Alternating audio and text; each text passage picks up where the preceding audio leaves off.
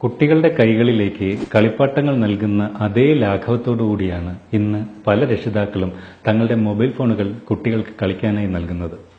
വാശി പിടിച്ച് കരയുന്ന കുട്ടികളുടെ കൈകളിലേക്ക് മൊബൈൽ ഫോണുകൾ കിട്ടുമ്പോൾ അവർ അതിൽ വ്യാപൃതരാവുകയും കരച്ചിൽ നിർത്തുകയും ചെയ്യുന്നു. ഡിജിറ്റൽ രംഗത്ത് തങ്ങളെക്കാൾ വൈദഗ്ധ്യമുള്ളവരായി തങ്ങളുടെ കുട്ടികൾ വളരട്ടെ എന്ന ആഗ്രഹം കൊണ്ടും പല രക്ഷിതാക്കളും ഇങ്ങനെ ചെയ്യാറുണ്ട്. നിങ്ങൾ നിങ്ങളുടെ കുട്ടികൾക്ക് മൊബൈൽ ഫോണുകൾ കളിക്കാൻ നൽകാറുണ്ടോ? നിങ്ങൾ അത്തരത്തിൽ ചെയ്യുന്നുവെങ്കിൽ നിങ്ങളുടെ കുട്ടികളോട് നിങ്ങൾ കാണിക്കുന്ന ഏറ്റവും വലിയ ക്രൂരതയാകും അത്. കാരണം മൊബൈൽ ഫോണുകളും കുട്ടികളുടെ ആരോഗ്യവും എന്ന വിഷയത്തിൽ അടുത്തിടെ പുറത്തുവന്ന പല പഠനങ്ങളും സൂചിപ്പിക്കുന്നത് ഞെട്ടിപ്പിക്കുന്ന വിവരങ്ങളാണ്.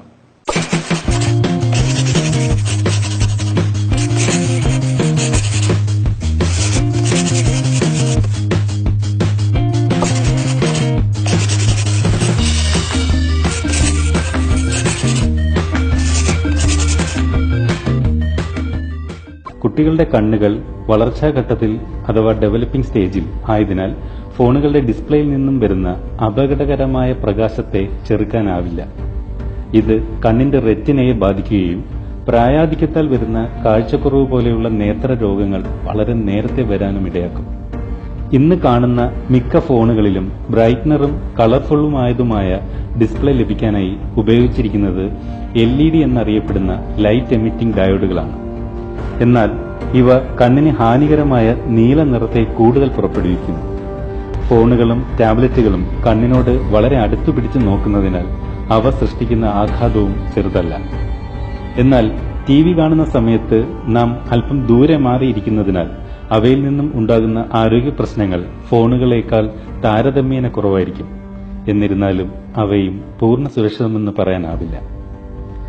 കണ്ണുകളുടെ ഇമ ചിമ്മാതെ അതീവ ശ്രദ്ധയോടെ മൊബൈൽ സ്ക്രീനിലേക്ക് നോക്കിയിരിക്കുന്നത് പലപ്പോഴും കണ്ണിലെ ഈർപ്പം ഇല്ലാതാക്കാൻ കാരണമാകാറുണ്ട്.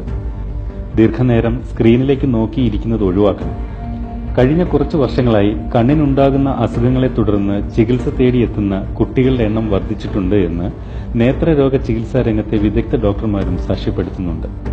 ഒരു മുറിയിൽ തന്നെ ഇരുന്ന് മൊബൈലുമായി കളിക്കുന്ന കുട്ടികൾ കൂടുതൽ സമയവും അനങ്ങാതെ ഇരിക്കുന്നതിനാൽ അമിതവണ്ണം, ഉറക്കമില്ലായ്മ തുടങ്ങി ഗുരുതര ആരോഗ്യ പ്രശ്നങ്ങൾക്കും കാരണമാകാറുണ്ട്. കുട്ടികളുടെ ശാരീരികവും മാനസികവുമായ വളർച്ചയ്ക്ക് വ്യായാമം ലഭിക്കുന്ന തരത്തിലുള്ള പ്രവർത്തനങ്ങളിൽ കുട്ടികൾ ഏർപ്പെടേണ്ടതാണ്. എപ്പോഴും മുറിക്കുള്ളിൽ ഒതുങ്ങിയിരുന്ന് കളിക്കുന്ന കുട്ടികൾ കാണുന്നത് മുറിക്കുള്ളിൽ ചെറിയ ദൂരത്തിൽ ഇരിക്കുന്ന വസ്തുക്കളെ മാത്രമാണ്. സ്ഥിരമായി മുറിക്കുള്ളിൽ മാത്രം ഇരിക്കുന്നത് ദൂരെയുള്ള വസ്തുക്കളെ കാണാനുള്ള കഴിവും കുറയ്ക്കുമെന്ന് വിദഗ്ധർ മുന്നറിയിപ്പ് നൽകുന്നുണ്ട്. മറ്റുള്ള കുട്ടികളുമായും മുതിർന്നവരുമായും അടുത്തിടപഴകേണ്ടുന്നത് കുട്ടികളുടെ പെരുമാറ്റ രൂപീകരണത്തിനും അത്യന്താപേക്ഷിതമാണ്. മൊബൈൽ ഫോണുകളിൽ നിന്നും പുറപ്പെടുവിക്കുന്ന റേഡിയോ തരംഗങ്ങൾ ബ്രെയിൻ ക്യാൻസർ പോലെ ഉള്ള മാരക രോഗങ്ങൾക്കും കാരണമാകാറുണ്ട്.